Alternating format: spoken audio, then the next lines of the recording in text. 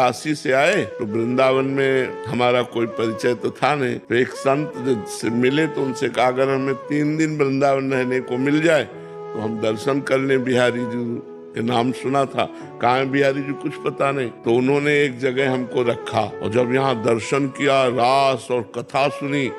उस समय बड़े सिद्ध महापुरुष थे मथुरा दास जी, वो भक्तमाल की चर्चा करते थे, बड़े सिद्ध, वाणी से अमृत टपकता उनकी। अब तो मन रम गया और जिस आश्रम में रखा वहाँ संत सेवा होती थी तो वहाँ हटाने का कोई नाम नहीं था। तो 2-3 महीने व्यतीत हो गए, लेकिन वहाँ वातावरण जो था वो आश्रम का था और काशी में घाट में रहते एकांत वातावरण में, तो एकदम मन भागा कि एकांत मिलना चाहिए जिससे हम निरंतर भजन कर सके। अब वहाँ एकांत तो हमारा कोई परिचय नहीं। मदन मोहन का टीला देखा है, इस टीले पे चढ़ करके एकांत में दोपहर के समय खूब रोए भगवान से आर्त भाव से। 1 रुपया पास नहीं, एक व्यक्ति से परिचय नहीं, 1 इंच जगह नहीं, बिल्कुल अकिंचन ऐसे खूब रोए कि भगवान मुझे वृंदावन वास दे दो। कहीं भी अगर एक कोने में मैं पड़ा रहूं, वृंदावन से कभी बाहर न जाऊं तो मेरा जीवन सार्थक हो जाए। प्रभु अब मैं रास के बिना नहीं जी सकता, अब मैं वृंदावन के बिना नहीं जी सकता। रोए बच्चा, जब खूब रोए, घंटों रोए और रो करके सोचा कि अब चलो काशी चलते हैं।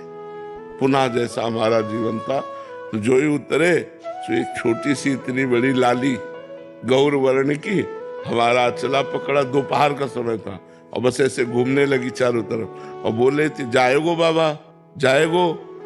तो हमारी तो कुछ समझ में नहीं आ रहा था क्योंकि भाव में एकदम उतरे थे, अचला छीना से चल दिया। जब आगे चले तो हमारे दिमाग में आया ये लाली क्या कह रही थी, जाएगो बाबा। हम ऊपर सोच के आए कि काशी जाना है, ये क्या, ये लाली क्यों।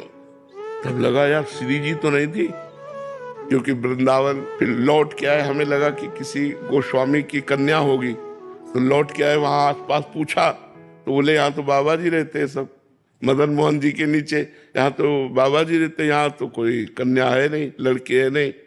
बस हमारी समझ में आ गया कि हमारी लाडली जू हमारे छोर को पकड़ लिया। जिस आश्रम में हम रहते थे उस आश्रम में गए तो पहले से एक संत खड़े थे। उन्होंने कहा बाबा एक महेशानंद गिरी जी संत हैं, आप उनको नहीं जानते, उन्होंने आपको देखा है, वो आपसे मिलना चाहते। उनका क्यों, जब जानते नहीं तो क्यों मिलना। बोले हमें पता नहीं लेकिन आपको बुलाया है। हम गए, बोले वहां जहाँ आप रह रहे हो वहां अनुकूल आपके नहीं होगा, ये कमरा है एकांत में, आप यहाँ रह लीजिए। आप क्या व्यवस्था लाडली जी की, और आज देख लो सब व्यवस्था उन्हीं की।